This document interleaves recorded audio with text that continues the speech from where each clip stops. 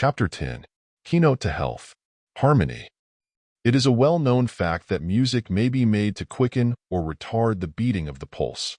This shows something of its action upon the heart and consequently upon other parts of the body. Under the influence of music, we readily see that new states of vibration are set up. When the vibration is excessive, it will be followed by a reactionary condition, for nature is always trying to establish equilibrium.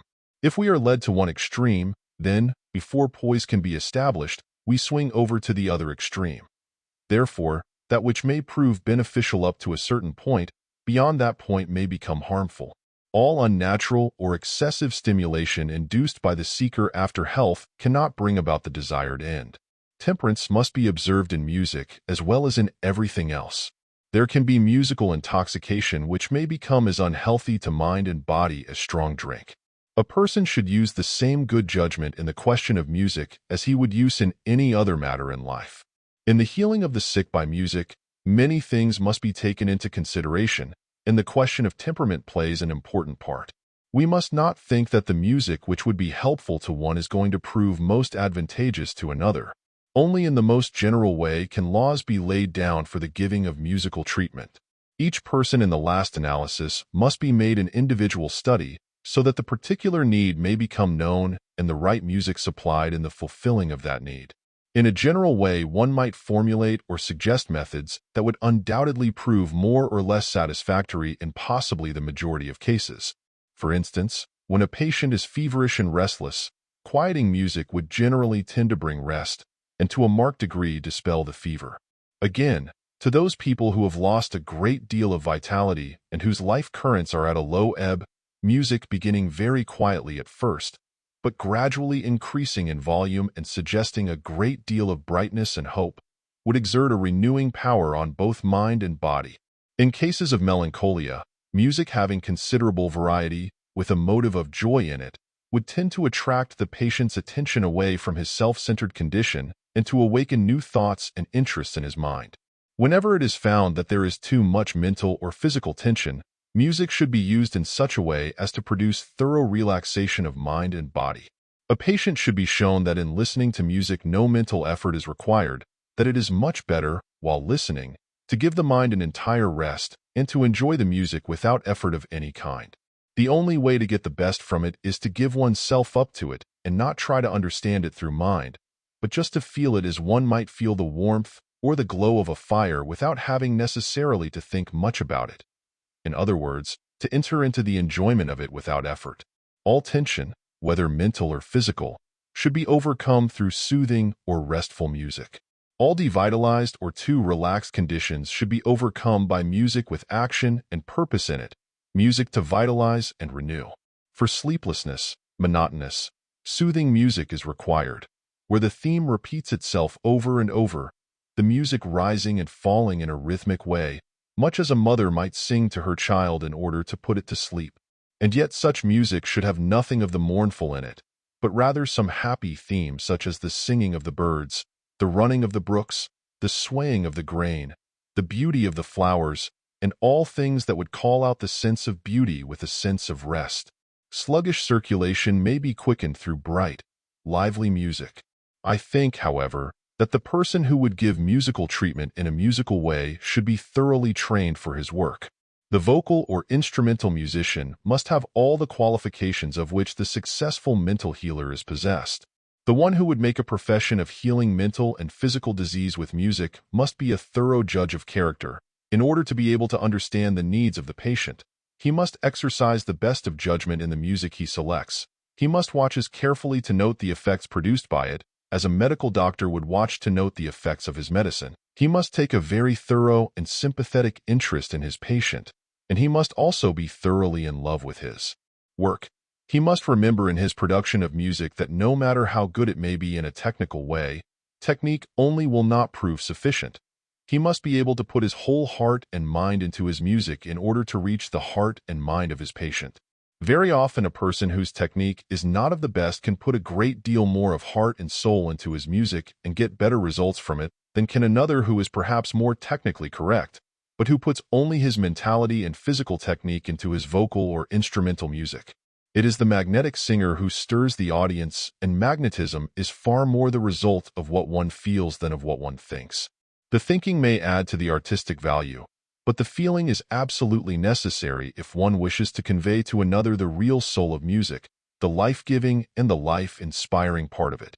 The mind is always quickened and renewed through the awakened soul, and this quickening and renewing in turn sets up a new physical vibration, causing one's outer life to respond to the inner music and express itself in physical harmony and health. Harmony is really the great keynote of life. The thoroughly adjusted, harmonious soul, while continuing in this state, can never be sick, and if there is no mental sickness, there can be no physical disease. For in every state of bodily weakness or disease, there will be found a corresponding mental condition. If that mental condition is changed and is superseded by a wholesome, natural condition of mind, the body is quick to respond.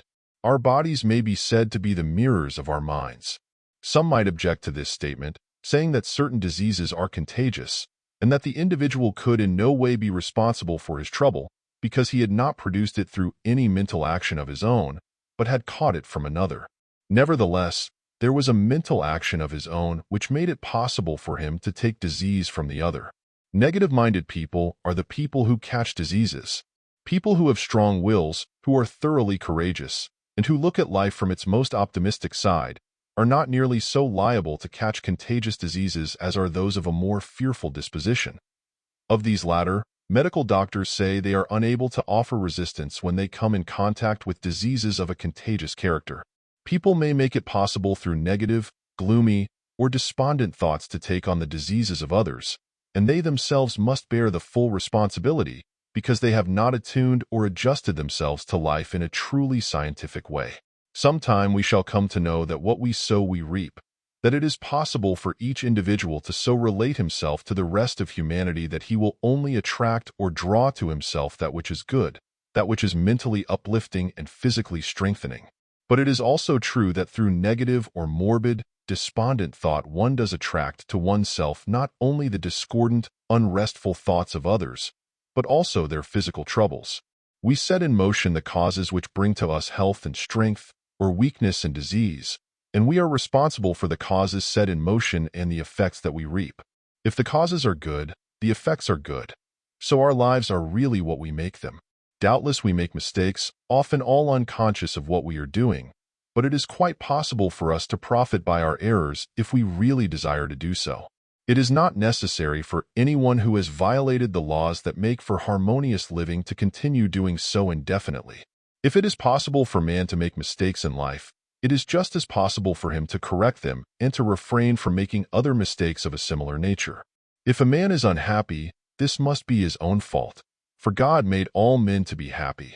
Man may be likened to a highly attuned instrument, which, whenever the keys are touched in right relation, gives forth melodic, as well as harmonic music. But, at times, he allows the keys to get out of tune, and instead of harmony he produces discord. One needs not only to keep the instrument constantly in tune, but also to keep it constantly in use. Otherwise the strings grow rusty and do not give forth beauty of sound. The person who is mentally harmonious and physically whole is in possession of a body that is constantly giving forth musical vibration. Through perfect circulation, the blood is singing its song of life as it goes coursing through the arteries and veins, carrying the necessary bodybuilding products to every part of the organism. And when one is working in a thoroughly natural way without undue tension, all the muscles of the body that are being used, small and great, are also giving forth musical sounds, so that the whole body may be said to be singing its harmonious song of life, because the man is rightly attuned to his inner life and to his outer environment. Every time a violinist plays, he carefully tunes his instrument. If he failed to do this, he would not be able to produce the wonder of rhythm, melody, and harmony that he is capable of giving out through the use of his violin. The human body is not only a violin, but a whole orchestra of musical instruments. How much more necessary is it, then, that all those instruments should be in perfect tune? It would seem absurd on the part of the violinist to tune his violin one day and, after laying it aside, say it would be unnecessary to retune it on the morrow. Perhaps during the interval the temperature might increase or decrease, the weather become very damp or very dry, making it imperative on his part when next he wished to play, to retune his instrument in a thorough way. Sometimes in life we make new adjustments and find everything very lovely and harmonious, and we have the hope that this condition is to continue without further effort, but it will no more do so than the violin will continue giving out beautiful music when there has been failure to keep it in tune. In the true adjustment to life, it is necessary for anyone who wishes to retain his healthy, happy condition to make new adjustments for every morrow. For in growing, no one should feel that any 2 days of his life are going to be exactly the same. Man is in constant need of daily attunement or of renewed adjustment to both the inner and outer consciousness of life. All harmonious thought pictures entering the mind of man make for mental and physical constructiveness, and all discordant or inharmonious thought pictures make for unrest of mind and disease of body. It is, therefore, of the greatest importance that music should be made to convey to the mind not only a sense of beauty, but a sense of power, not only a sense of peace, but a sense of action, and that all this power and peace should be worked out through harmonious action and beauty of expression. Life was intended to be lived not in part, but to the full in everything that can make for truly harmonious living. In striking the keys of life, we shall not always produce harmony, but it is through constant practice that real knowledge and harmony are obtained. We should remember, too, that whatever we bring to life we receive back from life again, that the discords we create for others come back to us redoubled, that the harmonies by which we are able to brighten and uplift the lives of our fellow men are returned to us in an ever-increasing way to bless and to comfort our own lives. This is the law, and all may reap the joy and the gladness of life, its strength and its perfection, its love and its hope, if they so will. We only come to know and to understand things or people through learning to love them. It is through loving understanding that the clouds of life are dispelled, and the real appreciation of anything or any person comes. There are many people who have little, if any, appreciation of music, who look upon it as something tiresome, and they often say that it bores them to distraction. Such people may often be highly developed intellectually, but it cannot be said of them that they have much knowledge of the inner life. Neither can they have entered, to any marked degree, into the pleasures of the outer life, because music does enter into and enrich all the varying phases of life, and the one who is rounded out on any plane from the physical up must have entered into the joys and sorrows of life, as conveyed through the medium of music. It is only the one who lives the partial life who is able, to a degree, to appreciate some things while overlooking others. The fuller life is able to enter into and get good from everything. Whatever we know ourselves to be deficient in, that is the one thing we should try to cultivate. Life can only be understood in a whole and complete way through knowing it and living it. We may say that we can profit to a degree by the experience of others, but, after all, it is only the one who has lived who really knows. In the healing by music, most people consider that because music appeals in a far greater degree to one's emotions than to one's thought or reason, it is only going to awaken, at best, man's sensual nature, and for that reason it would be detrimental rather than helpful to one's moral and physical well-being.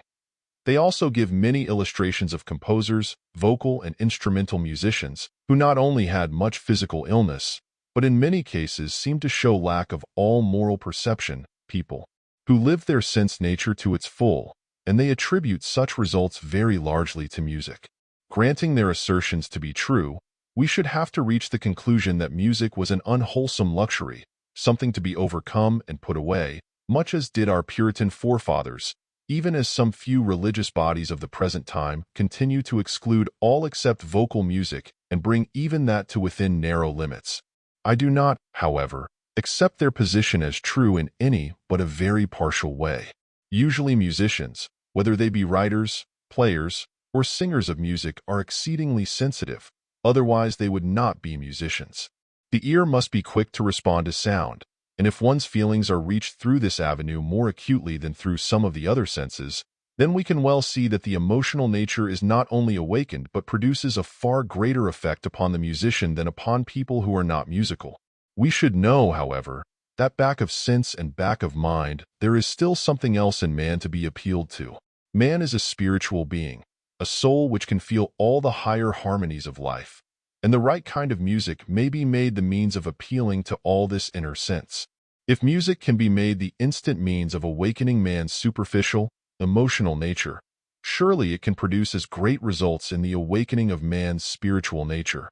After all, it will be found that, while music can be prostituted to vicious ends and purposes wherein all moral sense is lost, yet it can be put to the highest ends and purposes to bring about mental, moral, and physical regeneration. It can be made to preach far greater sermons to man than he has ever heard through the spoken word.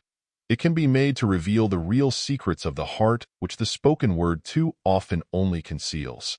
Men and women cannot lift up their voices in a great anthem of praise to the Creator without receiving benefit through the doing of it, and whatever benefits soul or mind must of a necessity benefit the body. Furthermore, people fail to perceive that whatever is received by them through music is not a temporary possession, but one that lives on subconsciously in the mind, awaiting at any time to be recalled into consciousness. For while consciously listening to music, such conscious thought and feeling become established as a state of subconsciousness, wherein it is recalled over and over again to the conscious mind, reproducing somewhat of the effect upon it that it originally produced. Therefore, the value of music is far greater than if its effect were only momentary. In relation to the practical side, it will be found that the part which the different keys play in music will have to be thoroughly studied in any system of musical healing. We might say, in a general way, that the major keys are representative of the positive forces of life, and that the minor keys have to do with the more negative conditions. The very highest in life, the joy, the hope, the love, the faith can be best portrayed through the use of the major keys. And we find that composers use the minor keys to express much that is sad, morbid, gloomy, hopeless, and emotional. Not but that the minor keys may be made to lend themselves to better things, but they are far more readily adapted to express man's superficial, negative life than are the major keys. There are many beautiful compositions in the minor keys which produce a sense of rest and peace, and which, under certain conditions, would prove exceedingly helpful when absolute rest and peace are required. But it can be said of a truth that there is very little written in the minor keys that inspires to courage, to strength, or to action. I have heard it said that if a body of people had to listen to several successive pieces of music written in the minor key, that no matter how beautiful the music might be, before it was finished numbers of people would be found yawning, showing that while it has the power of relaxing, it has little, if any, invigorating or life-giving power. The music of the minor keys undoubtedly serves to relate the listener to the consciousness of the past. It continually brings up from the subconscious what some term memories, such memories as can only be recalled through the suggestion of things kindred or similar to them. The subconscious mind of man is a great storehouse for superstitions that have been acquired from the very earliest of times. It is a repository also for the mysterious, the morbid, and all kinds of unwholesome sentimentalities. Written into it, too, is something of the physical and the mental slavery of people of bygone ages. There is no kind of music written in the major key that can awaken these past memories to the same degree that music written in the minor keys can do. The minor keys awaken the morbid, the gloomy, the sorrowful, the sad, and from the subconscious mind there come trooping up all the old ghosts of a dead past. The minor keys, however, may be used to give a great deal that is better to life than they usually do. But the composer, if he is under the spell of grief or sorrow, 19 times out of 20 will resort to the minor key in order to give expression to it. The minor keys are still largely used to give expression to the darkness of the night, while the major keys find their true expression in the light of the day. The former are made to depict the sorrows, and the latter the joys of life. Minor keys deal with the partial and the incomplete. The major keys make for wholeness and completeness. The nations of the earth that are in bondage, the people of the earth who are suffering wrongs, all write their music in the minor key because it conveys the emotional, despondent, and depressed state of feeling better than could be done with the major keys. He, then, who would heal sickness with music must exercise the greatest care in selecting any music written in the minor key, because of its reactionary effects upon the subconscious mind and the changing up of all kinds of disturbing thoughts and emotions. Every key in music may be said to have its own characteristic expression, but the characteristic of sadness may be said to run through all the minor keys. The minor keys at best may express romance, beauty, sentiment, and kindness, but rarely anything of the greatness or the grandeur of life. The characteristics of some of the major keys may be stated as follows. A major is full of brightness and hope. It inspires to sincerity of feeling. Some of the brightest and happiest of music has been written in this key. Music written in this key should be used in either vocal or instrumental music to inspire the patient with the feelings that this particular key expresses. C major is a very positive key. It is filled with a sense of power and determination. It lends itself to strong, religious impulse. There are many compositions by the great composers which prove the truth of the foregoing statements. People who are inclined to be negative may be greatly helped by music in this key as it inspires and stimulates to action. Its tendency would be to quicken the circulation of the blood. There is much in it that would make for youthfulness and activity, mental as well as physical. E major lends itself in the greatest way to all that is magnificent and grand. It is filled with an abounding joy. Some of the world's most brilliant music has been written in this key. In giving the major keys of A, C, and E, we might say that they really sum up in themselves all that is greatest in the major keys. The other major keys give variations and varieties, but do not give anything, in a sense, that is fundamentally different. The healer, then, who employs music as a remedial agent should thoroughly familiarize himself with all the qualities of every key, and should understand just as much as is possible, not only of music but of the human mind, in order to make a thorough adaptation of music to the needs of the patient. The pioneers in this new departure undoubtedly will find many obstacles in the way. At best, it is not going to be an easy matter because the whole subject may be said to be founded and grounded in laws that have heretofore been understood in only a partial or an imperfect way. I have said elsewhere that this book is not intended to make known the best ways or methods to be pursued in the healing of the sick by music and color, but rather to suggest, to point out the possibilities that lie in such use. It will be enough for the author to know it fulfills its mission by inspiring someone to continued effort, so that healing through music and color may take its rightful place as one of the greatest therapeutic agents to be found in life. Doubtless there are many people who will agree that music has the power to heal maladies of mind, and yet will refuse at the present time to acknowledge that it can have any effect in healing diseases of the body. But mental maladies are the causes of physical disease. If it can heal the mind, it will certainly heal the body. For the body, at best, is only a mirror for one's feelings, for one's thoughts. That system of medication which separates mind from body in its healing efforts never has been, and never will be, able to accomplish anything worth mentioning. For thousands of years it has toiled to do this, and for thousands of years it has failed. Man must be taken as a complete entity, not as a threefold being of body, mind, and soul, but rather as a soul possessed of mind and body. And any system of healing that treats man as a purely physical being must in the end come to grief. A few days after I began writing this chapter, I found a paragraph in a London daily paper which I quote word for word, just as it appeared. One of the most interesting articles in this week's British Medical Journal deals with the relation of music to medicine. Experiment has shown that when a lively air was played on a harp, a man's tired muscles almost instantly regained their full vigor. The mandolin had the same effect. On the other hand, when a violoncello was used, the man's arm became almost powerless, and his vitality decreased.